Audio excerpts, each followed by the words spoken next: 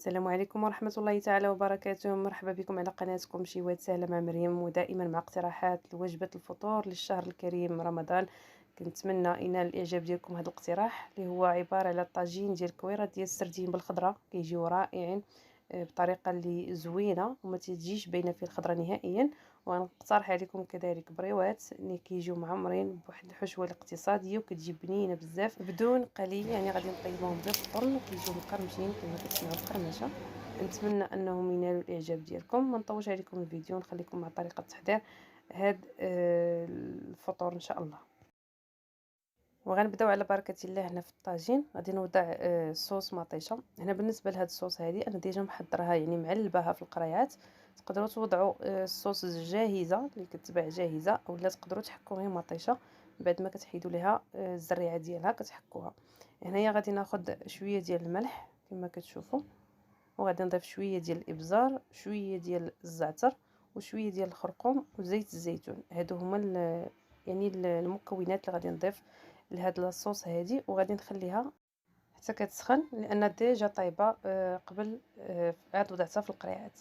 هنايا غادي نضع زيت الزيتون وغنضيف شويه ديال صافي غادي ندوز باش غادي نحضر الكفته ديال الحوت، وغادي نخليها بمجرد ما كتغلي، يعني كتطلع فيها هذيك الغليه وكتسخن، كنوضع فيها دوك الكرات ديال السرديل ديالنا.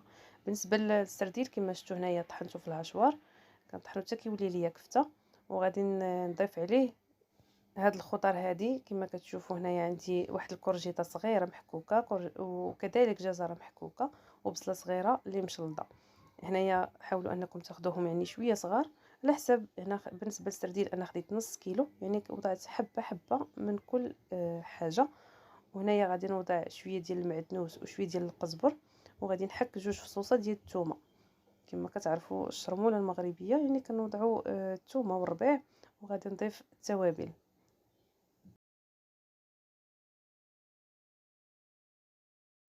بالنسبه للتوابل هنايا عندي شويه ديال الكمون، شويه ديال القزبر محبوب كذلك، وغادي نضيف شويه ديال الخرقوم، شويه ديال الابزار، وشويه ديال التحميره، يعني التوابل اللي معروفه في الشرموله. وكذلك تقدروا تضيفوا عصره ديال الحامض هنايا، لان ديجا انا كنت واضعه السردين في الحامض فطحنته مباشره، يعني ما احتاجيش انني نضيف. هنايا كنطحن الكل كما كتشوفوا، كنحصلوا على واحد الخليط بحال هكا كيجي متماسك. وهنايا غادي ندوز باش غادي نخلطو يعني هكا بيدي، وكنشكل منه كرات، يعني الكرات كديروهم صغار او كبار. وغندوز مباشره باش غادي نوضعوهم في الطاجين ديالنا مع هذيك صوص ديال المطيشه اللي خليناها كتغلي. هنا كما كتشوفوا من بعد ما غلات صافي كنوضع فيها هذوك الكرات، يعني ديال السردين. راه دغيا دغيا كيوجد هذا الطاجين وكيجي ساهل، وبالنسبه للخضره راه كتجي يعني طايبه وما كتحسوش بها، وحتى دوك الكرات ديال السردين كيجيو فتيين بزاف. هنا ما كنحتاجو نضيفوا لا ماء. الخضره والسردين كيطلقوا الماء ديالهم. هنا ضفت شرائح ديال الحامض. غنخلي الطاجين يطيب، من بعد غادي ندوز باش غادي نحضر معكم البريوات. هنا احتاجيت ل3 ديال الحبات ديال البطاطا متوسطين اولا صغار يعني في الحجم. كنسلقوهم وتنقشروهم ونمعسوهم كما كتشوفوا. كنحاول اني نمعسهم، وغادي نضيف ليهم التوابل اللي هي بسيطه. هنا غادي ناخذ ملعقه ديال المعدنوس وشويه ديال الزيتون خضر مقطع، وغادي نضيف واحد الحبه ديال الفرماج. هنايا بالنسبه للحشوه فانا وضعت يعني كميه قليله، تقدروا تضاعفوا الكميه الا بغيتوا. غنضيف كذلك الجبن الموتزاريلا او الفرماج الاحمر، وغنضيف علبه ديال الطون اللي كنصفيوها من الزيت. هنا كنحاول انني نصفيها غير بالفرشيطه. وصافي غادي نضيف شويه ديال الملح والتوابل، يعني كنحتاجو غير الملح والابزار فقط. صافي هذا هما المكونات. وكذلك بودره ديال الثوم، هنا انا ضفتها وما تصورش ليا المقطع، يعني كتضيفوا شويه ديال البودره ديال الثوم. صافي كنخلط الكل جيدا حتى كنحصلوا على واحد الحشوه اللي كتكون متماسكه.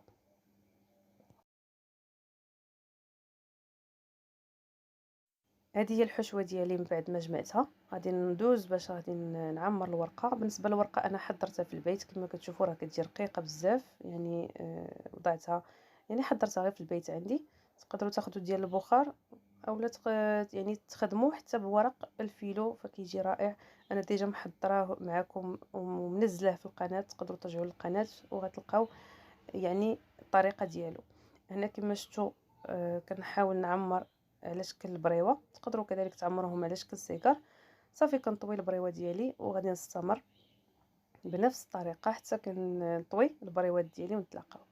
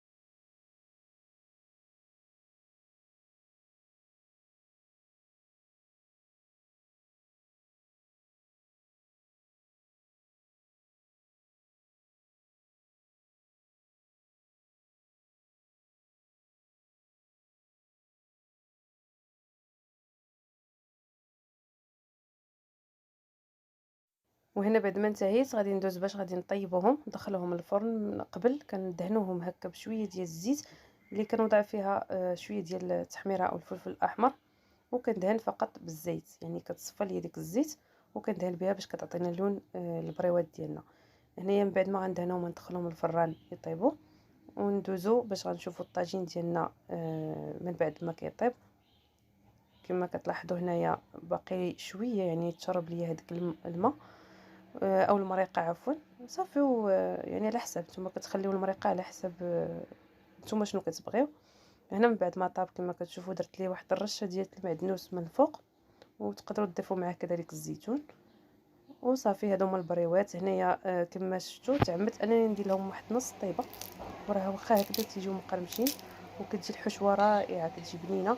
انا درت لهم نص طيبه لان الحال كان مازال وكنت غادي نعاود انني نسخنهم. ف من بعد وليت دخلتهم الفران وتحمروا ليا مزيان.